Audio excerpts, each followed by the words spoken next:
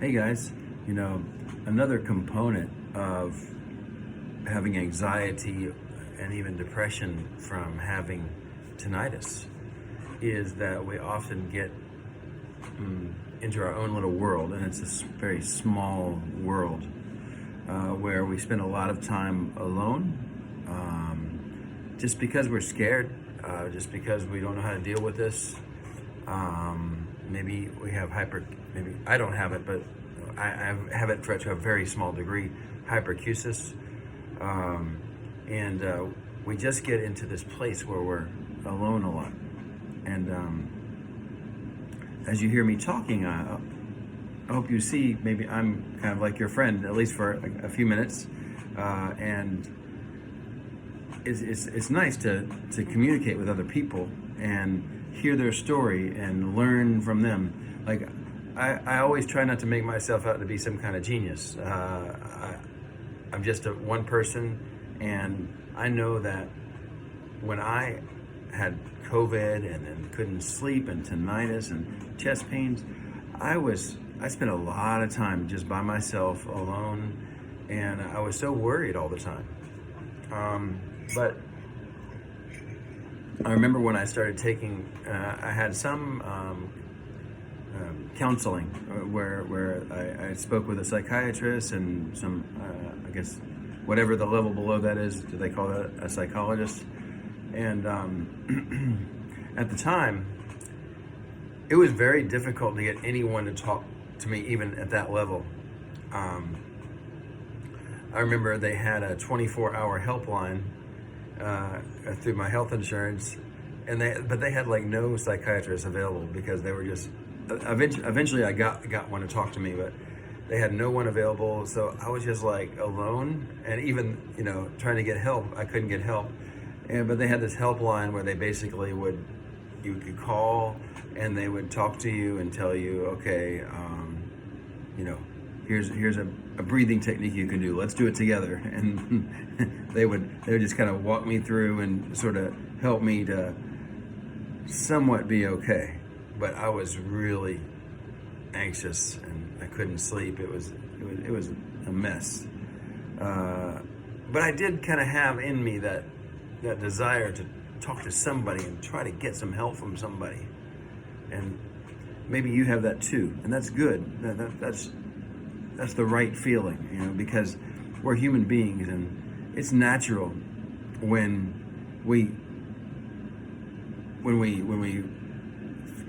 feel that we need help, we go get it. And it's natural that people want to help people. As a matter of fact,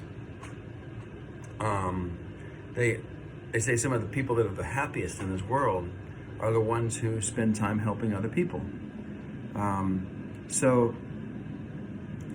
While there may be some people that you reach out to, they don't have any time for you. Other people are willing to talk to you. And I don't want to say this in the wrong way, but you might be helping to make them happier by allowing them to help you. Don't be afraid to reach out to some people and ask them, hey, could I talk to you? I've been going through some troubles and I'm just trying to figure out what to do. Maybe you can help me. And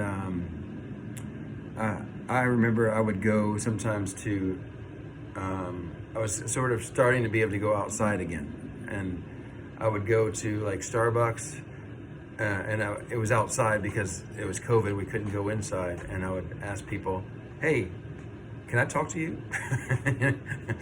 I've just gone through quite a mess with COVID, and I've got tinnitus, and I'm just kind of getting back out there again. Can I talk? And since then, I've done that a lot, and now it's very natural to me to just walk up to somebody and say, hey, how are you doing today? How's the weather today? Or the weather's kind of nice today, or it's rainy today, and just making that connection with other people can really make a big difference in how you see things. Because you know that you're not alone and that there are other people that are willing to talk to you and help you. It may take a little effort at first. Like I say, I started with the 24-hour helpline. And to be honest, sometimes I would get one person, he'd be like, "Oh, you again," and he would just say, "Oh, okay, we've already told you about the breathing techniques. What else do you need?" You know, and I, but other times, sometimes I would call back and get a different person, and then I got a psychiatrist and psychiatrist gave me some medications, and psychologists just helped me to understand that. Hey, if you just kind of try to create a positive attitude and try to relax and just keep working on that, it'll get better.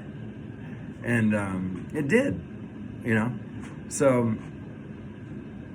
I feel like I wanted to make that make that today's message. It's just that some of the things that you're doing right now, while you're maybe not feeling so good now, you're being pulled to try to do better. You're being pulled to try to find a way.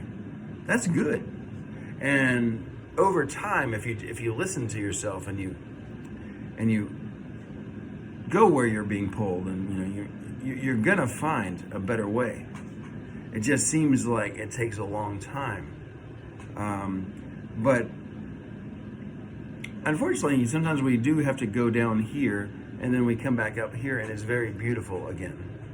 And but if we listen to some of the things that we're hearing as a third party, like someone listening to you from the outside, you're probably saying some things like, my life is over now.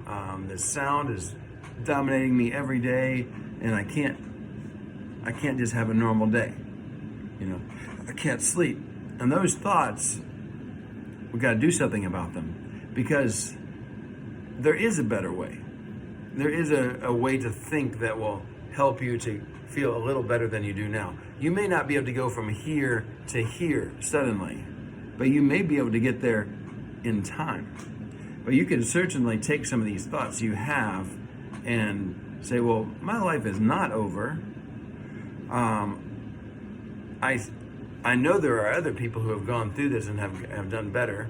And while it's difficult now, I'm going to give myself some time. I'm going to keep working on this, And every day is awful or something like that, Well, there are sometimes I actually have some good moments in my day. So I'll work with that, and I'll try to build from that and go get higher. I know it's just having a positive attitude and everything, but it's also not having a negative attitude. It's like not saying those things like my life is over. No, it's not. Not saying that every day is terrible. Well, there's parts of the day that are okay. And you can work from that and build and work your way up. And I just thinking that as you can also involve other people in your life and talk to some people, whether it be a 24-hour helpline, if you're able to, if your insurance or covers it or whatever, you can talk to somebody in counseling. And you can walk up to Starbucks and say, hey, can I talk to you? And some people will be like, no, I don't want to talk to you right now. But you can dress nice and, and try to smile and just say, hi, I just got up here. I haven't been going out very much. I'm starting to come back out a little bit now. And, just, how are you doing today? And, maybe there's a friend you haven't talked to in a while, and just say, yeah, I've been going through some stuff, and I'm hoping I could talk to you a little bit, and I'm sure there's some friends over the years you could kind of look up and see how they're doing. You could even, I did this, I didn't have that good of luck, but it worked okay. I posted on Facebook, and I said, I've been having a tough time. I want to talk to somebody on the phone. Is there anybody willing to talk to me on the phone? And I got some people that were willing to do that. So you've gotten pulled down into this little place here, and now you're going to sort of start to open it back up and make some connections with other people, and those are the people who will guide you to go to get to a better place again. And some of the answers that seem to be missing right now in your life, you might find them by talking to other people, especially if you can have an open mind. And like I say, listen to yourself about saying my life is over and stuff like that, and realize that's just a thought you have right now. And there's a whole lot of possibilities that are better than, that type of thought. And you can you can take a step up and another step up, and then it'll start to get a little faster, if you can keep at it. Okay, well, have a wonderful day, and I'll see you on the next video. Bye-bye.